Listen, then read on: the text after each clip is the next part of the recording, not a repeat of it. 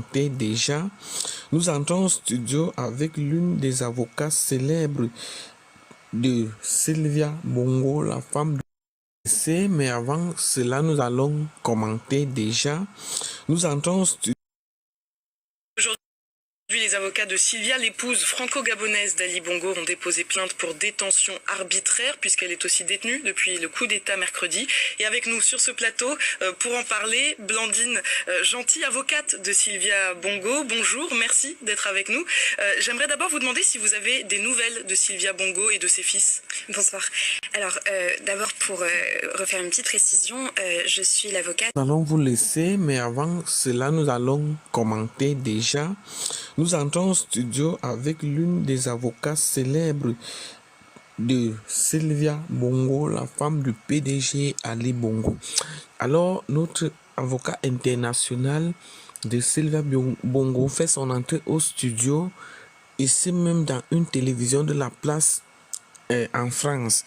Alors, elle va nous expliquer quelles sont les causes dans la plainte qu'on a mis par rapport à l'épouse du PDG Ali Bongo. Combien le délai va durer pour qu'elle soit libérée? Ok, nous l'écoutons, nous tous ensemble, et nous reviendrons pour la suite des commentaires. Je suis l'avocate avec mes confrères du cabinet Zimré et Finel, et nous avons effectivement été désignés par Sylvia Bongo Valentin pour assurer sa défense et aussi celle de ses fils. Les nouvelles qui nous parviennent de la première dame et de ses enfants, elles arrivent au compte-gouttes, puisque comme vous savez, ils sont détenus dans des lieux différents. On a d'une part Sylvia Bongo Valentin et son fils Jalil qui sont détenus à un endroit, d'autre part Noureddine Bongo Valentin qui lui a été arrêté de façon officielle, revendiqué par le groupe de militaires.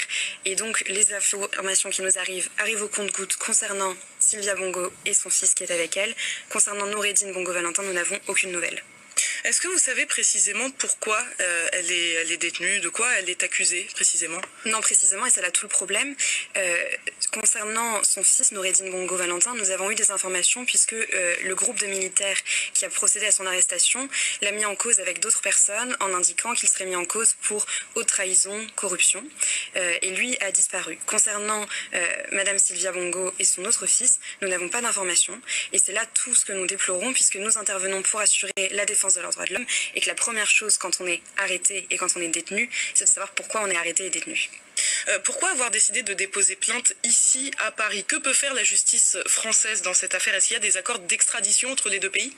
Alors, ce que peut faire la justice française, déjà pourquoi est-ce qu'elle est compétente pour agir? La justice française intervient toujours pour protéger les droits fondamentaux de ses ressortissants. Il se trouve que Sylvia Bongo Valentin a la nationalité française, et c'est aussi le cas de ses fils. Et donc, à ce titre, la justice française peut s'intéresser. Ensuite, sur les moyens d'action dont elle dispose, nous avons déposé plainte spécifiquement auprès d'une branche du parquet, qui est le parquet national antiterroriste et qui est compétent pour les infractions les plus graves, les atteintes les plus graves aux droits de l'homme, et qui dispose de services d'enquête qui peuvent enquêter à Alger, et le cas échéant, si nous arrivions au terme d'une enquête satisfaisante, pourrait décerner un mandat d'arrêt à l'encontre des auteurs de ces faits, qui pourraient ensuite être jugés en France. Mais c'est sur du très long terme. Ce qu'on espère évidemment, c'est que les droits de l'homme de la famille Bongo vont être respectés à courte échéance. Est-ce que selon vous, Sylvia Bongo a plus de chances d'être libérée si la justice française s'en mêle? Combien de temps cela peut prendre? Au niveau des délais, on n'a pas les moyens de savoir. Il y a une action conjointe où il y a des influences conjointes. Nous, en tant qu'avocats, l'action qu'on peut mener, c'est l'action de la justice. Donc, c'est essayer d'identifier les personnes qui sont responsables et essayer de les inviter à rendre. Il y a un outil qui est fort, c'est que les infractions pour lesquelles on a déposé plainte, il y a la question de la séquestration et la disparition forcée. En matière de séquestration, si la personne est libérée dans un délai de 7 jours, on est sur un délit. Si la personne est maintenue en détention au-delà de 7 jours, on est sur un crime, et donc les peines encourues sont beaucoup plus fortes. Le message qu'on souhaite envoyer aux personnes qui détiennent actuellement les membres de la famille Bongo, c'est relâchez-les maintenant. Est-ce que vous vous êtes fixé une échéance? Non, alors l'échéance de la justice, elle ne nous appartient pas. Nous, on réunit tous les moyens d'action qu'on a et on fera tout pour qu'elle puisse être libérée rapidement, mais ce n'est pas entre nos mains. Est-ce que la situation sur place au Gabon, je veux parler des manifestations anti-françaises, peut bloquer certains accords potentiels qu'il pourrait y avoir entre le Gabon et la France pour l'extradition de Sylvia Bongo? En tant qu'avocat, on n'est pas au cœur des échanges diplomatiques. Ce qu'on comprend de la situation, c'est qu'elle est très compliquée, qu'il y a des revendications de la part de ces militaires, de l'opposition, de la famille des Bongo. Ce qui est clair partout, en tout temps, c'est que les droits de l'homme doivent prévaloir. Et l'universalisme des droits de l'homme, il s'applique en Afrique, en Europe, en Asie, partout. C'est pas un sujet franco-français ni un sujet africano-africain. À partir du moment où les droits de l'homme sont touchés, c'est l'humanité dans son intégralité qui est touchée. Est-ce que vous avez été amené à parler à l'ambassade de France au Gabon, à les contacter? Alors, c'est pas notre rôle en tant qu'avocat de pouvoir communiquer sur ce qui se passe d'un point de vue diplomatique, et donc nous on n'est pas amené à exprimer ce qui peut se passer du côté de l'ambassade. Vous en parliez tout à l'heure, Nourdine Bongo, fils de Sylvia et Ali Bongo, a été arrêté mercredi.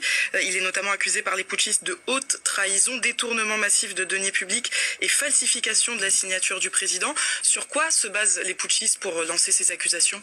Nous n'en avons aucune idée, puisque précisément il n'y a pas de procédure qui a été entamée, et ce qui est très très très préoccupant concernant Noureddine, c'est qu'il a été arrêté, ça on le sait, c'est clair. En revanche, on ne sait pas dans quelles conditions il est détenu, on ne sait pas s'il est en vie, on ne sait pas où il est détenu, et c'est ce qui caractérise potentiellement l'infraction de disparition forcée, pour laquelle on a également déposé plainte, puisque la plainte vise les infractions de séquestration et de disparition forcée. La disparition forcée est un crime très grave qui est sanctionné d'un point de vue international par une convention internationale. Merci beaucoup, Blandine Gentil, d'avoir été